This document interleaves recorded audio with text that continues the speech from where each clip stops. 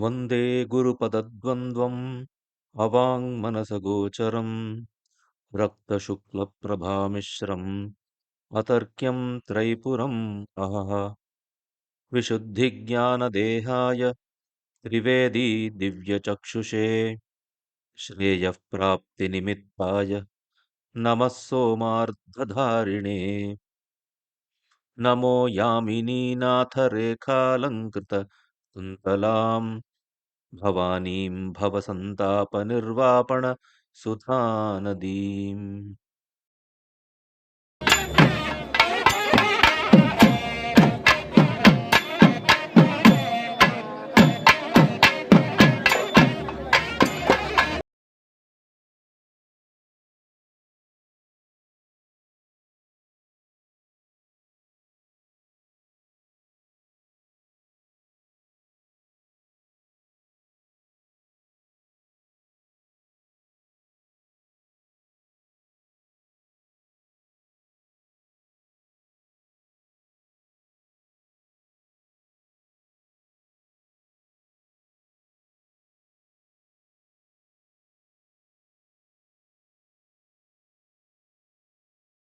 It is indeed a pleasure to be participating in this Purana Katha series, and more so with a vision to take the Puranas to the youngsters or to the young minds at least, because normally the understanding that is prevalent is that Puranas are myths, mythologies.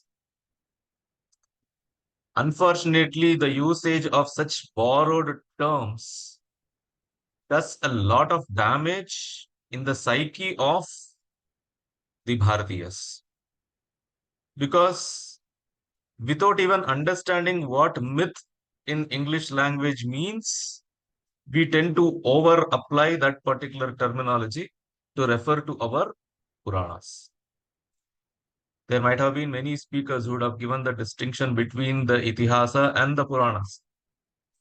Itihasa is Itihasa, wherein the author, that is Adi Kavi Valmiki or Maharshi Badarayana Vedavyasa, were the eyewitness, and the narratives in these two texts are eyewitness account.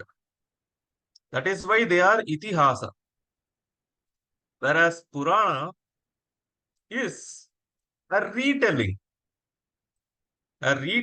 of incidents that have happened in the past. When we speak of past, we have to remember we believe in the concept of a cyclo-linear conception of time, Kala Chakra. When we say Kala Chakra is not cyclic, it is cyclo-linear. It moves both ways, in the circular fashion and as well as in the forward direction. So in our conception of Kala as cyclo-linear, when we speak of incidents in the past, the incidents of the past are also from not only the present Yuga, but from the Yugantar.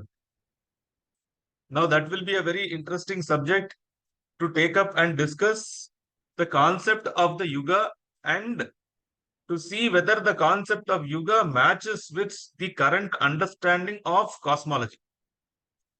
The way the science understands the cosmic cycles and the way that we have conceptualized Kala. But since the topic that Anirudh asked me to speak today is Devi Mahatmya, and though it is Devi Mahatmya, but understanding the concept of Kala is very, very important here, because the entire question, I will come to that in some time, the entire Upodghata of Devi Mahatmya starts with the questioning of the various Manus.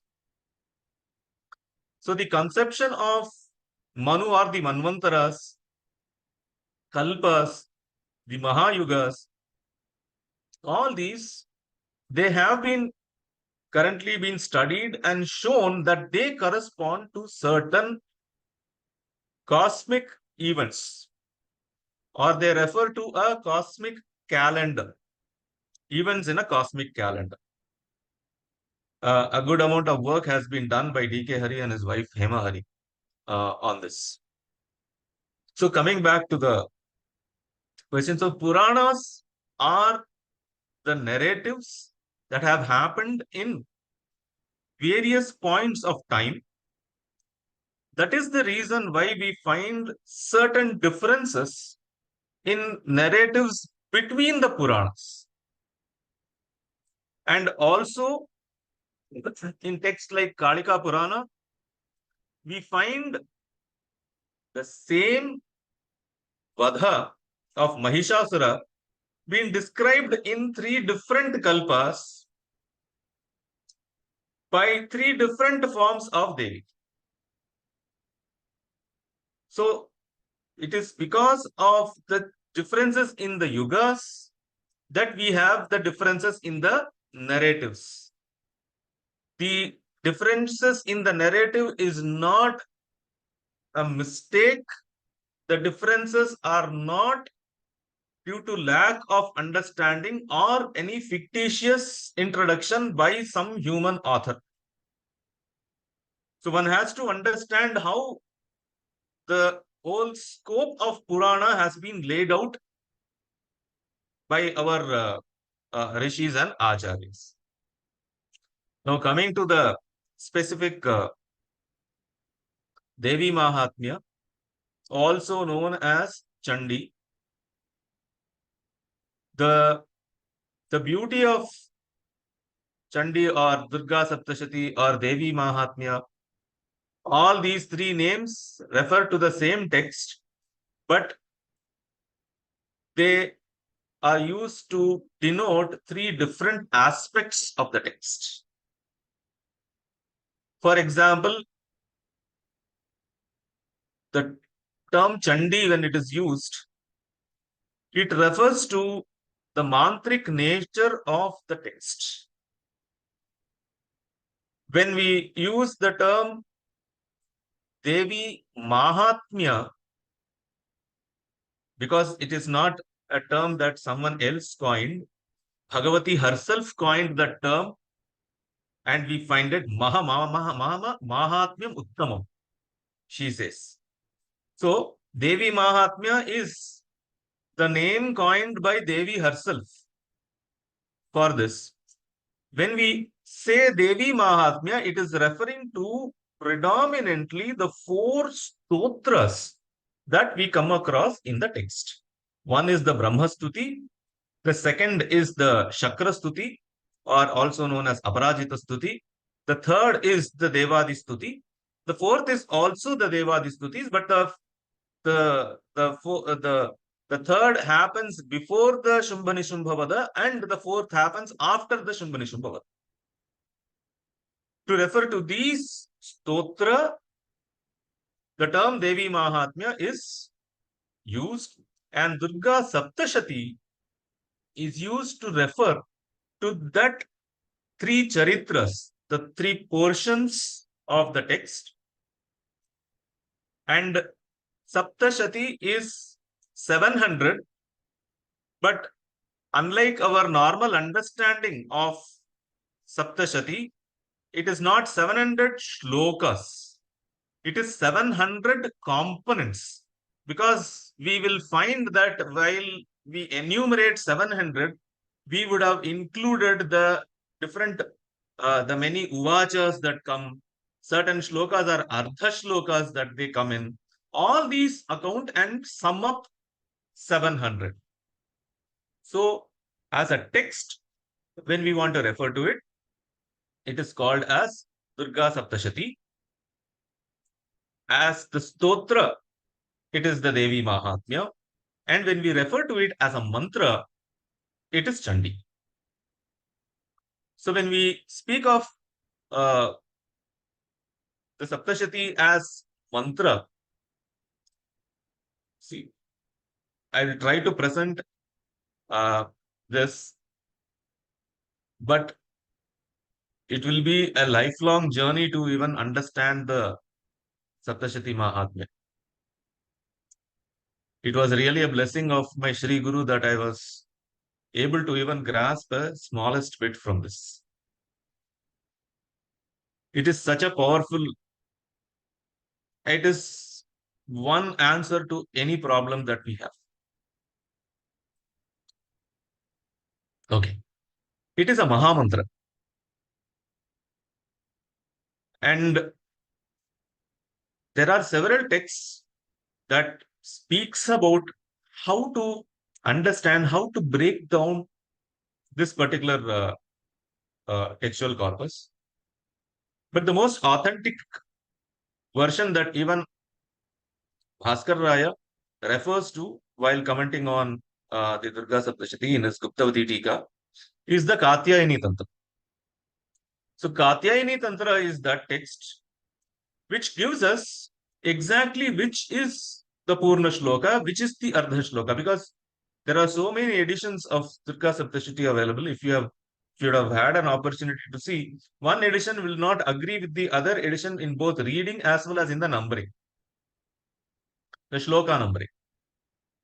The reason is that there are at least four prominent recensions of Durga Saptashati available.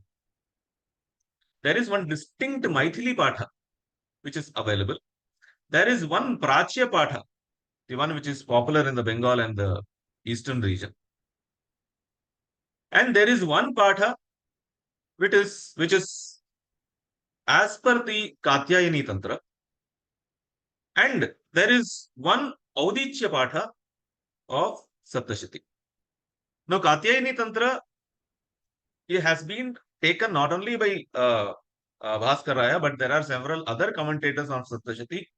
Most of them consider Katyayani Tantra Patha to be the most authentic, or not authentic, to be the most powerful way of understanding the Saptashati as a text. So, going by the Katyayani Tantra, when we try to understand, we have close to around 34 Uvacha. We have around, we have around 57 Uvachas in the entire text, around 108 Ardha Shlokas, 535 Purna Shlokas, totaling 700. This is how we get the Saptashati Sankhya. Now, why is it a mantra? It is a mantra because the prerequisite for the chanting of Devi Mahatmya is the Navakshari mantra.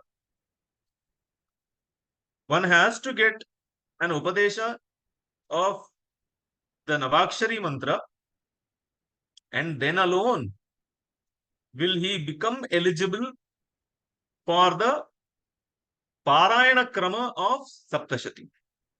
See, when we speak of the Patha, we are calling or we are referring to the Parayana Krama. Otherwise, since it is part of Markandeya Purana, it is a Pauranika Grantha, everyone is allowed to chant the 4 stotras, the stutis. But if one has to reap the full benefit of the Saptashati as a Patha, what are all the benefits? Devi herself has given all the benefits in the Dwadasha.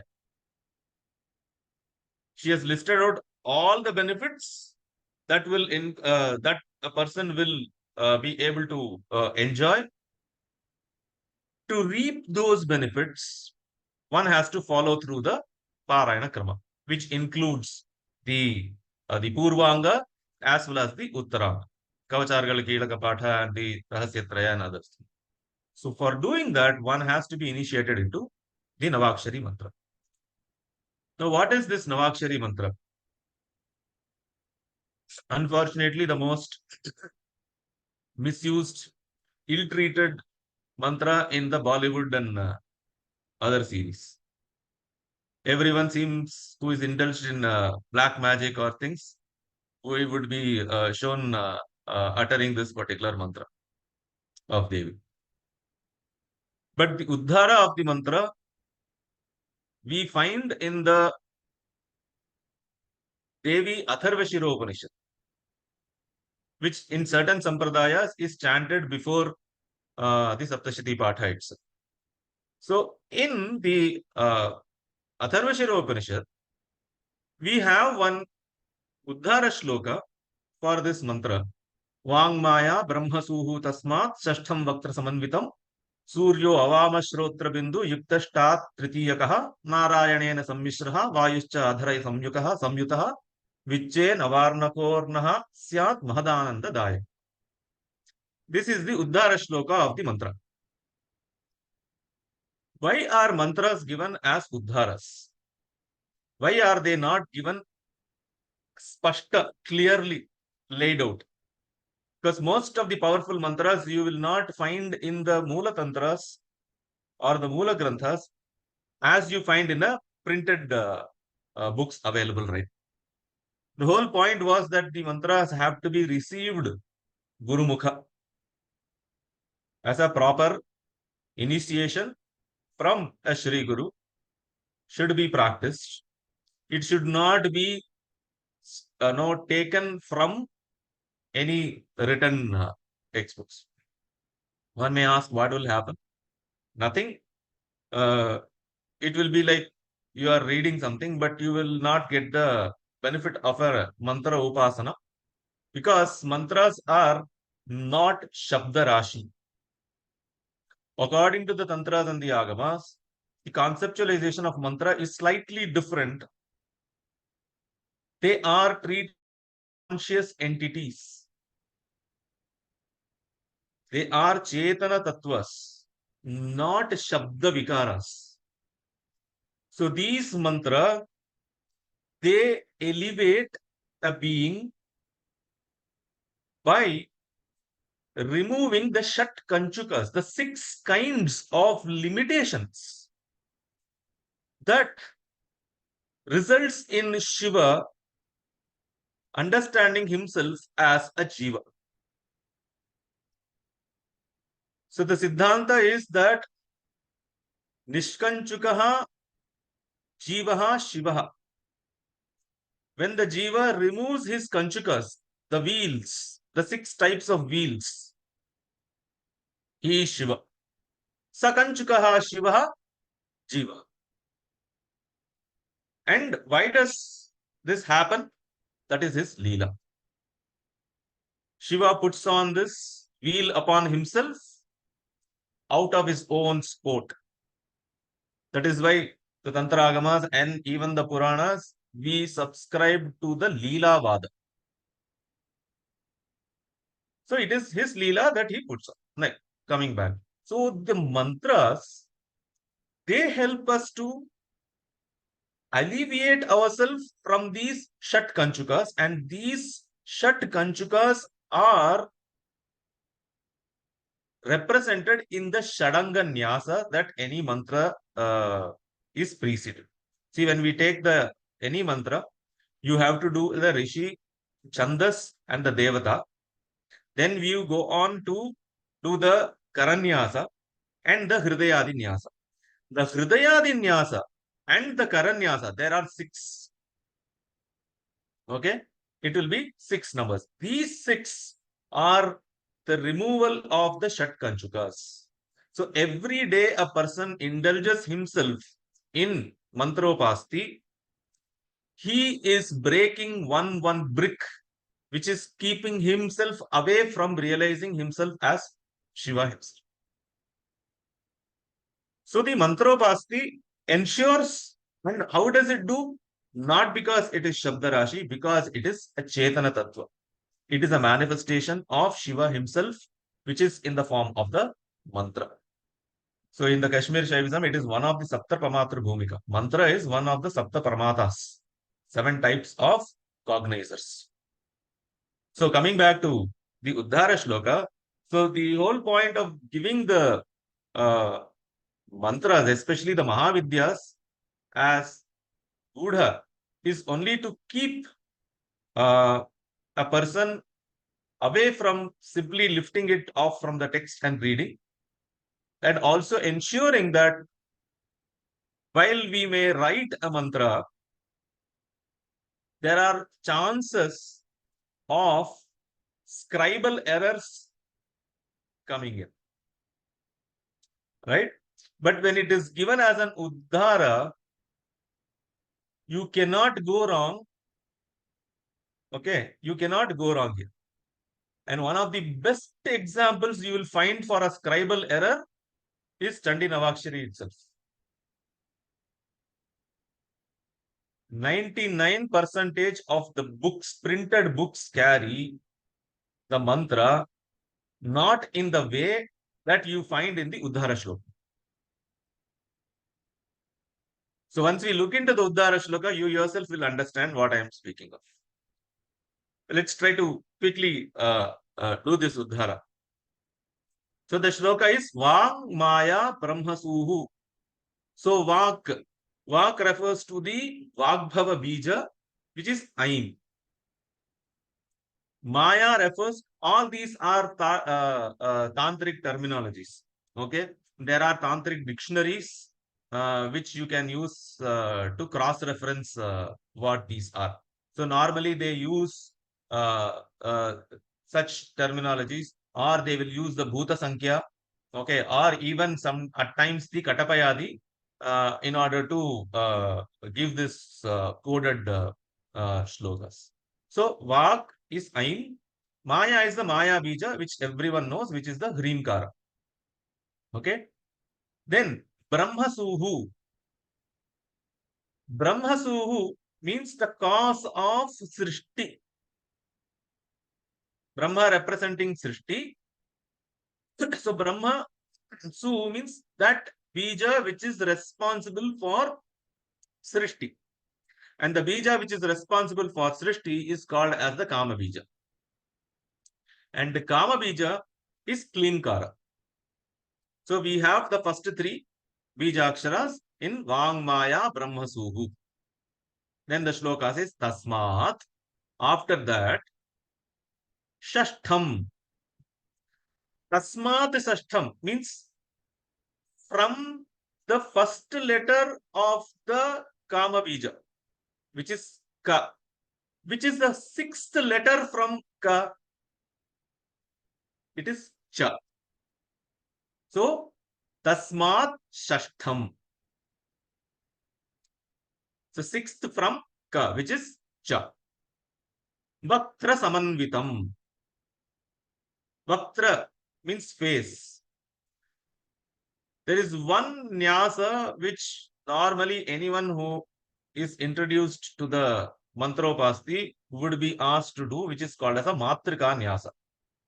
Matrika nyasa is placing the 51 aksharas in the different places of one's sharira. So, and the position of these letters do not change. So, in that, the position for the Dirgha Akara, A, is face. Am Namaha, Am Namaha. Okay, so A is Vaktra, the face. So here the shloka says Vaktra Samanvitam. So Cha Vaktra Samanvitam. Cha with A. So we get the letter Cha. Then we have Suryaha. Surya is a term which refers to the Akshara Ma. Then we have Avama Shrotra. Vama Shrotra, left ear. Avama Shrotra, right ear.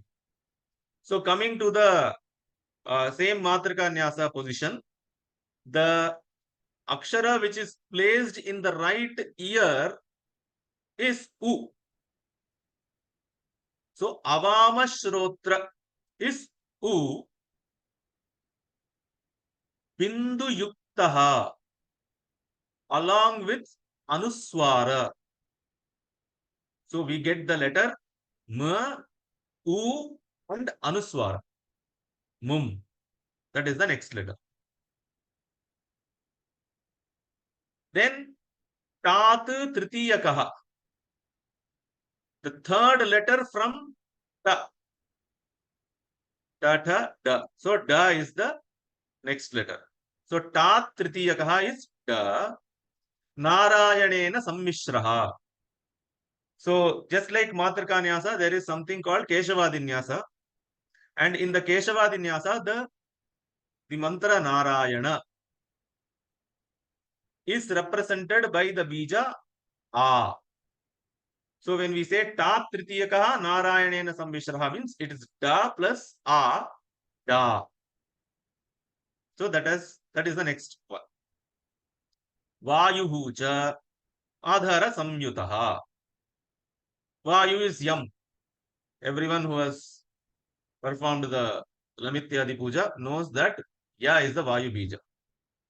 So Ya, Adhara. Adhara is once again by the Matrikanyasa rule. The Adhara Oshta is I.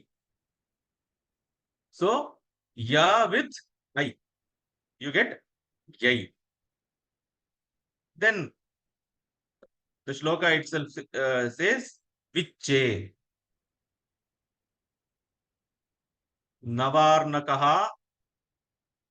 So these are the Nava Arnaka, the 9-lettered or 9-syllabled mantra.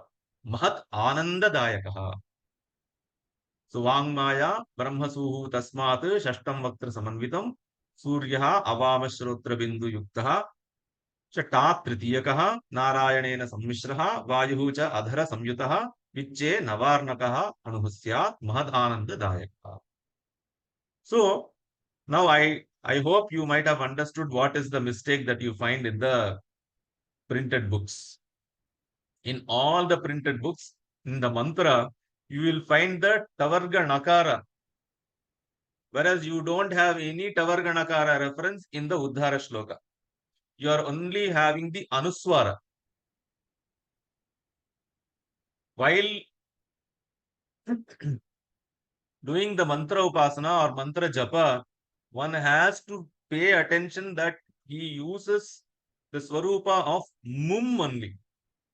We cannot bring in the Vyakarana rules, okay, and do the replacement by Sandhi and all those things, because it is beyond the scope of the Vyakarana rules here. So this Navarna mantra is the prerequisite for any person who has to even chant the Saptashati. And since it is completely packed with the Purvanga and the Uttaranga, and each of these elements, that 700 components that we saw, they are treated as the mantra. We have the Vinyoga of the Chandi in Homa. Because in Homa, you can use only mantra. You don't have the practice of doing a Homa using a shloka or a stuti. That is why it is a mantra. So Chandi is the nama for the text when it assumes the mantra swarup. And Sri Bhaskar Raya, he wrote 3 texts which we call as the Sri Vidya Prasthanatraya. The first is the Varivasya Rahasya, which is the explanation for the Srimad Panchadashakshari Vidya or Sri Vidya as we call. And he gives different types of artha, meanings for this Panchadashakshari mantra. And the very first start Okay, other two texts are Setu Bandhu Vyakya on Vamakeshwari Mata, and the third is the Lalita Sahasranama Bhashya, which is called as Saubhagya Bhaskara. Now, the very first meaning that he offers for the Panchadashakshari Vidya is to equate the Panchadashakshari Vidya with Gayatri, the Savitri Gayatri mantra that we have. What he would do is he would map, see in the Panchadashakshari Vidya, there are three kutas, the Vagbhav Kuta, the Kamaraja Kuta, the Shakti Kuta. He would map the 24 letters of the Savitri Gayatri with the Aksharas in each of the Kuta. And the conclusion is, one Panchadashakshari Vidya Japa is equivalent to 4 times the Savitri Gayatri Japa. Because each Kuta represents 1, 1, 1. So 3. And there is a Samashti Artha also. So the 4th. So similarly, Chandi Navakshari mantra also can be equated with the Savitri Gayatri. And this again, though it is not explicitly referred, but Katyayani Tantra gives an hint towards this. I will tell you in short, when you break down the Navakshari mantra into the various components of the swaras and the anuswaras and the vyanjanaksharas, totally you have 9 swaras. Okay, you have 9 swaras. For example, in cha you have a, in da you have another a, which is a swara. Okay, then in the second bijakshara itself we have e. Then the third bijakshara also you have e. Like this, when you calculate the total number of swaras, there are 9 swaras, 4 anuswaras, and there are 11 vyanjanaksharas or hal, totally 24 letters. And that is how Katyayani Tantra says that the Navakshari mantra or Navakshari Vidya is equivalent to the Savitri Gayatri. Okay. Like I said, I will try to give a kind of a background as to how or why the Saptashati itself came into being. We all know it is part and parcel of the Markandeya Purana.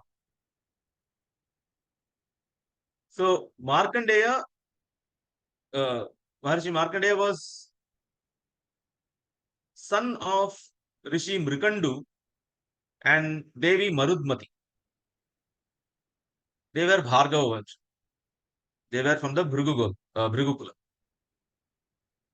So, Rishi Mrikandu, who had performed tapas for a very long time, he gets the boon of a son who would be extremely brilliant but short-lived. 16 years.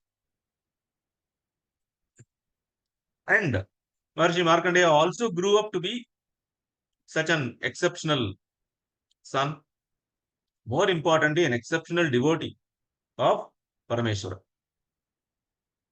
And on that day that was marked to be the last day, his father tells him, or a day or 2 days before, his father tells him that this is going to be your last few days.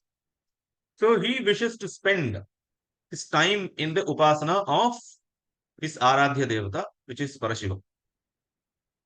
So he completely immerses himself in the worship.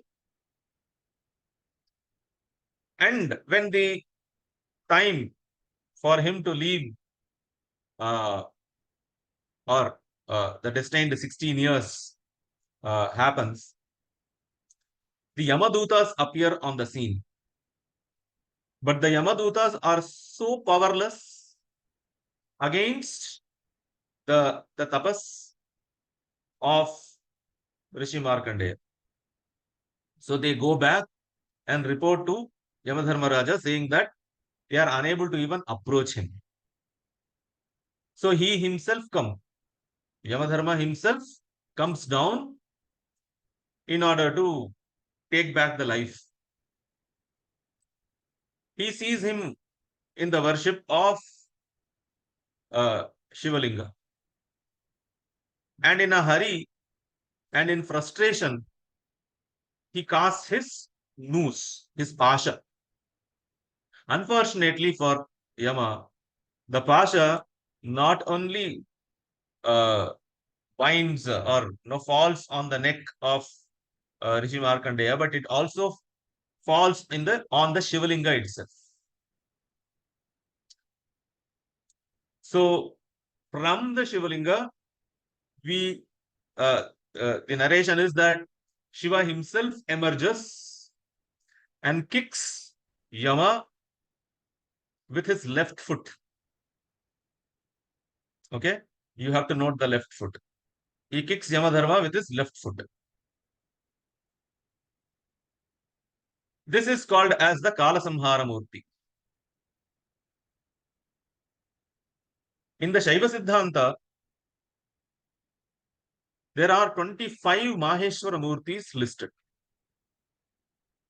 The conceptualization in the Shaiva Siddhanta is that there is one Swarupa of Shiva, which is Parashiva, which is beyond anyone's imagination or description. There is also a Tatastha Swarupa, and this Tatastha Swarupa exists as Arupa, Rupa, Rupa, and Rupa. Arupa is in the form of Sadashiva. Rupa is in the form of the Shivalinga because it has both form as well as it is formless. And the Rupa is those with all the proper iconographical details. And this Rupa, there are 25. They are called as the Maheshwara Murtas. And in the Maheshwara Murtas also, they classify the Maheshwara Murtas into Yoga Murti, Bhoga Murti, and Avesha Murti or Veera Murti. Yoga Murti example is Dakshinamurti.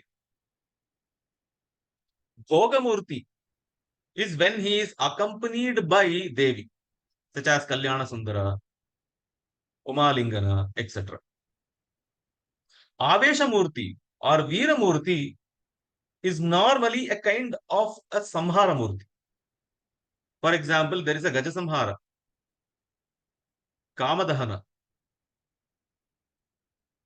And in this case, it is Kala Samhara.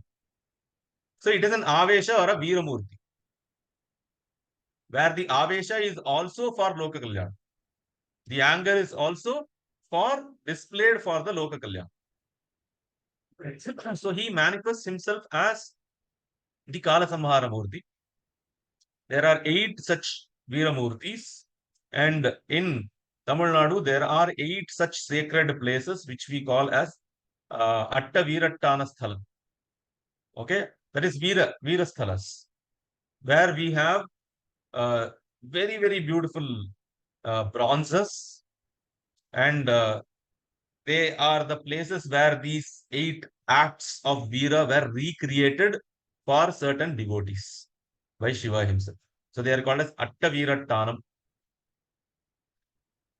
So the place where this Kala Samhara happens is on the banks of a sea.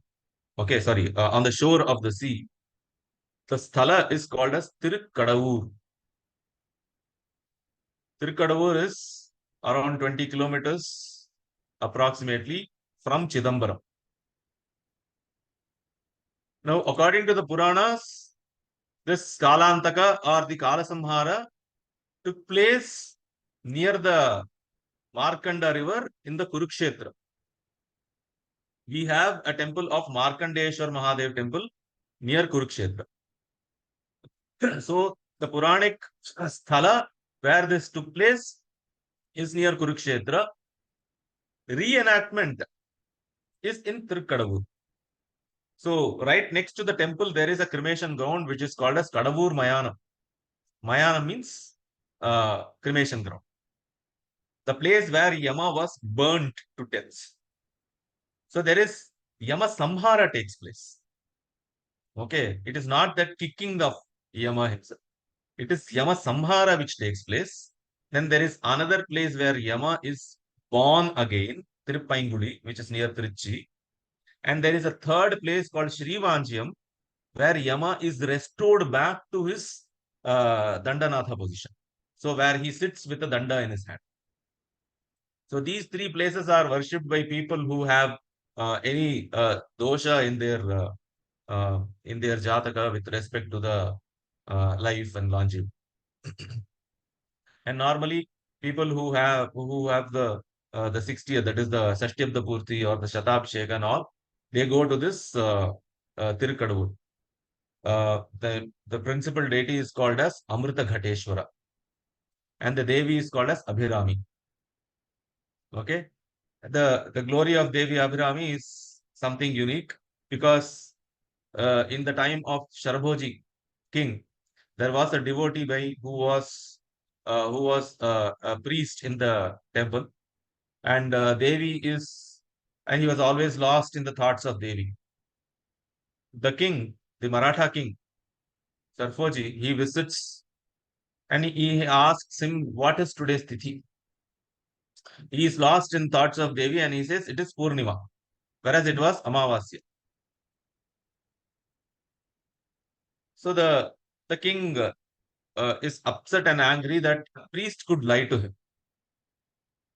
So he punishes him a very cruel form of punishment where he will be hung with 100 no suspended on a plate or a plank, okay, which will have 100 ropes, and the ropes will be cut one by one, and there will be a burning fire underneath.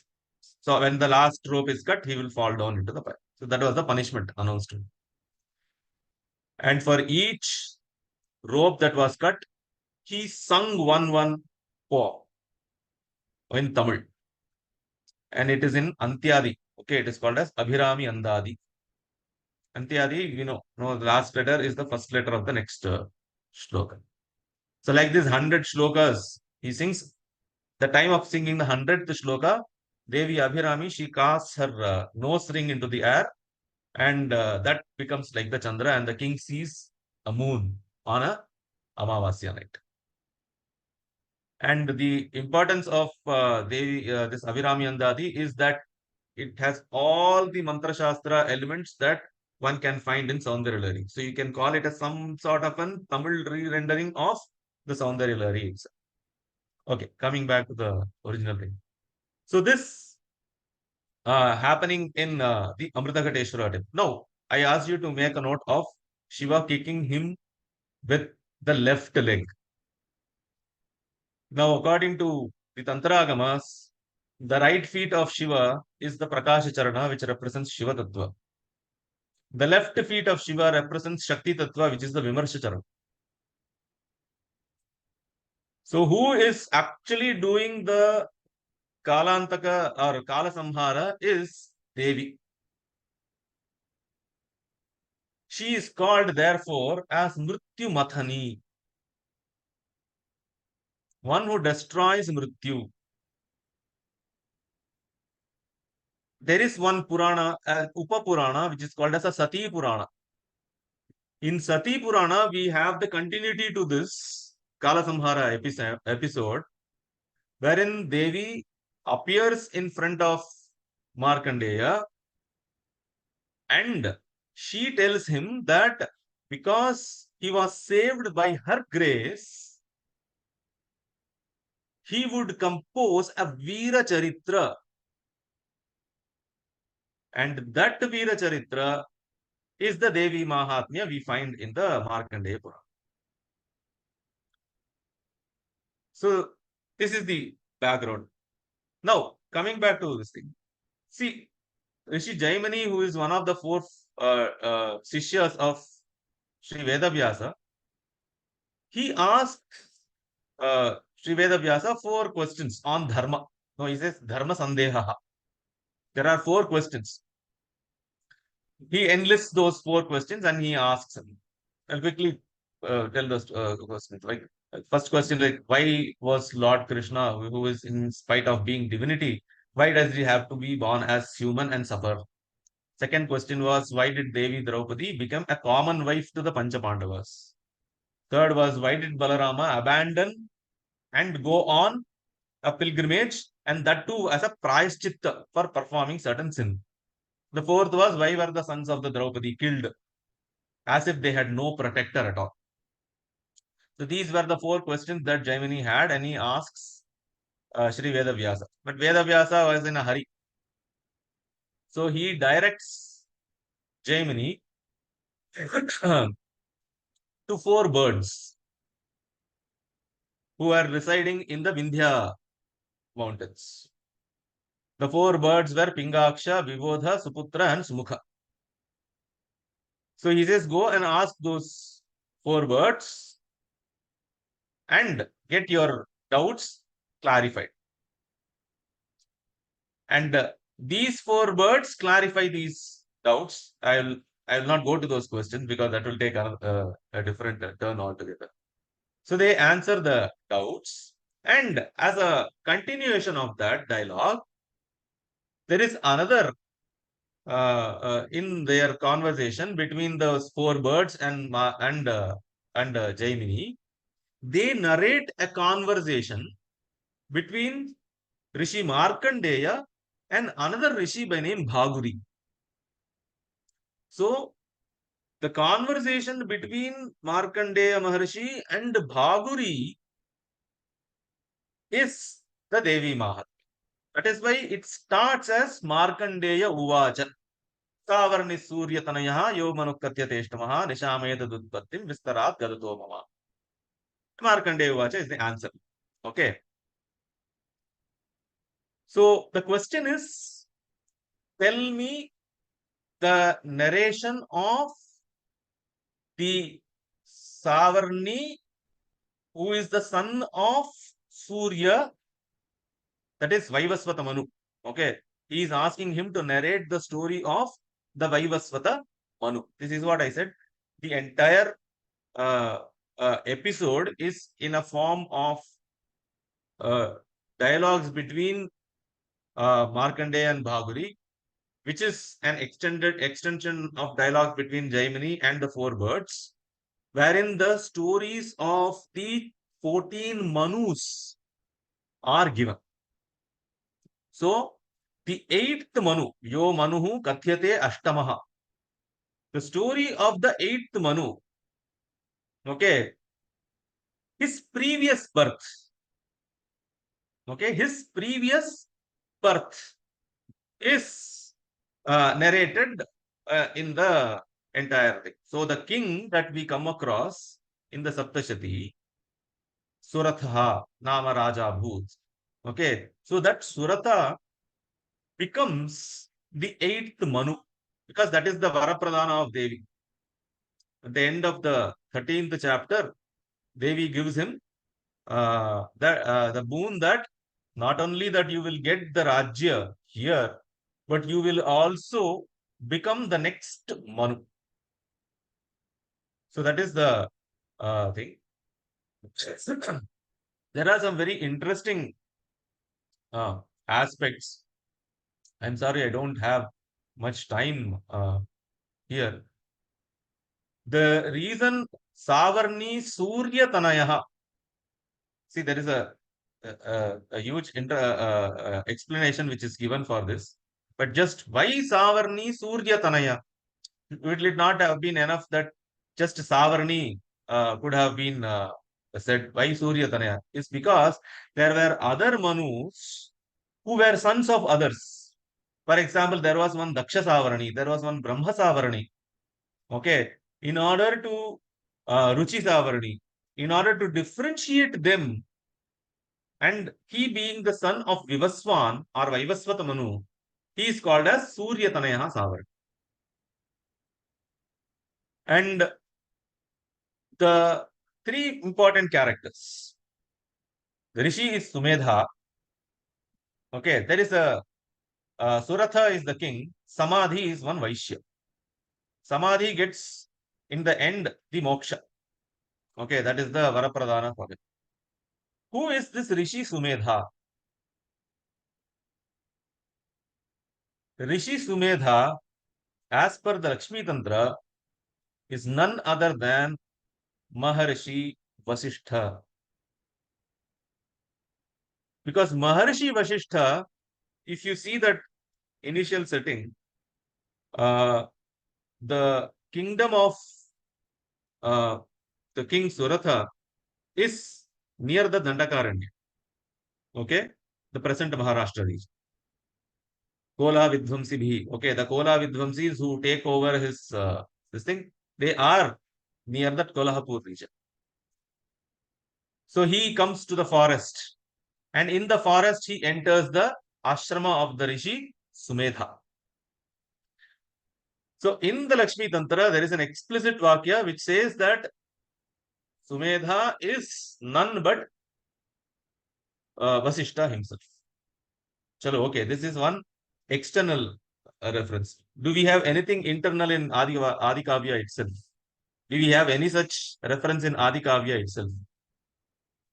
There is a reference that we all know that Maharshi Vasishta was the younger brother of Maharshi Agastya. Okay? And when Rama was spending time in the Dandakaranya, in the Panchavati, first he meets Maharshi Agastya and then he chooses to spend his major part of his exile in the Panchavati. At that particular this thing, he narrates, Agastya narrates that nearby is the ashrama of my brother. And there is only one brother of Maharshi Agastya because they were both Kumbhajanmas. Okay, they were Maitravaranis. So Maharshi Vasishta had an ashrama in Dandakaranya region. And it is to this ashrama that the king Suratha enters and he uh, he gets the Upadesha. There are 8 questions that he asks in the very first Adhyaya. And as an answer to these 8 questions, we have the entire 12 later chapters and a part of the first chapter, which plans out and narrates the various uh, akhyanas and upakhyanas of Devi. All these akhyanas and upakhyanas of Devi are enlisted in the very first dhyana shloka for the mantra. Now, I will just conclude this reconnecting it. Normally, for any mantra upasana, dhyana shloka will try to give a visual representation of Devi or the Devata, whatsoever. If it is a Mahaganapati, for example, then it will say Vija Pura Gadeksha Karmuja Chakra Abja Pasha Utpala Vyatyagra Svavishana Ratnagalasha Prodyatkara Amhoruha Yeyo Vallabhaya Sabatmakaraya Shrishta Ujjalat Bhushaya Vishwa Utpatti Vipatti Samsthitikaro Vignesho Ishtarthada. So it is giving the complete iconographical details of Mahaganapati himself. But for Navakshari, you will not find anything like this. The shloka that is used for Navakshari is Matar me Madhakaita Bhagni Mahisha Pranapaherodhyame Hela Nirmita Dhumralojanavade He Chandamundardini Nisseshikrita Raktabija Danuje Nitye Nishumbhapahe Shumbhadvamsani Samharachadiritam Durge Namaste Ambike. There is no iconographical details of Devi in this Dhyana shloka. Dhyana shloka is supposed to give that. Every Dhyana shloka is supposed to give that. The reason is Navakshara mantra is the body or is the soul, or let's equate that. Okay, is the tattva, and the sharira, which is what a dhyana shloka is supposed to give, is the Saptashati. This shloka is capturing all the important episodes from Saptashati, and it is showing Saptashati as the Sukshma Sharira of the Devi, in the form of Shabdarashi. So when you say Mataha, she is the origin of the all. Okay. So very first adhyaya, we can relate that. Madhugaita Bhagni. The first adhyaya is the description of how, as the Yoga Nidra, she withdraws herself from, and then Vishnu gets up from the Yoga Nidra and slays Madhu and Kaitaba. So, Mataha Madhu Kaita Bhagni. So, this is the Swarupa of Shri Mahakali. So, Mahamaya Vimohito. Okay, she is the Mahamaya. Then, next is Mahisha Prana Apaharudyame. So, that is the second and the third adhyaya, where we have the Mahisha Vadha and the Mahisha Senani Vadha, etc. That she destroyed his life. Okay, Mahisha Prana Apahara Udyame. In the Saptashati, she says, Garja Garja Kshanam Mudha Madhuyavat Pibamyaham Maya Twayi Hate Atraiva Garjishyanti Ashu Devata. So, Mahisha Prana Apahara Udyame. The next is Hela Nirmita Dhumralochana Vadhe. One who destroyed the, so the second Mahisha Vadha is over. So 1, 2, 3, fourth is the Stuti that comes. The fifth is once again the Stuti. At the end of it, near the end, in the sixth starting, we have the Vadha of Dhumralochana. And how does Devi perform Dhumralochana Vadha? Hunkareneva Tambhasma Sachakarambika. It just pronounced hum, and he was burned.